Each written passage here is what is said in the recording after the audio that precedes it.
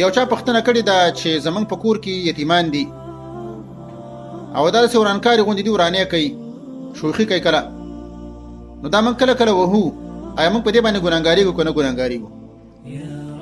نو جواب دا دی چې د شریعت موږ ته همدغه اصول دي چې موږ او تاسو به خپل کشران د هغه را باندې ډېر حقوق دي. یو په حقوقو کې د هغو تربیت دی. کله چې ته خپل کشر، خپل ماشوم، خپل زوی، خپل یتیم د تربیت په نیت باندې وهي، نو ته په دې باندې ثواب درکولی کېږي. لا ترفع عنهم عصاک ادبا، هغوی نه امسا مه پورته کوه د ادب د وجې نه.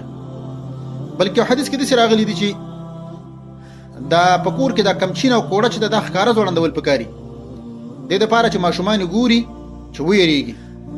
نو ستا په کور کې یتیم دی، ته چې هغه دې دپاره وهي چې دا ادب زده کړي او ښایسته اخلاق زده کړي، دا خو ستا د هغې خیرخواهي ده، ته د هغې خیر لټول غواړې. لیکن قانون دا دی چې په خپل کشر باندې به شفقت کولی شي، نو هغه ته به داسې سزا ورکولی کېږي چې شفقت ته په ذهن کې نیولی، په دې طریقه باندې چې وهل لګي، هسې غصه او غور پش زیاتي، دې دپاره چې هغه ویریږي لیکن خوږ نه شي، یا داسې لږ شان ته خوږ شي څنګه چې مناسب د ماشومانو د حال مطابقه.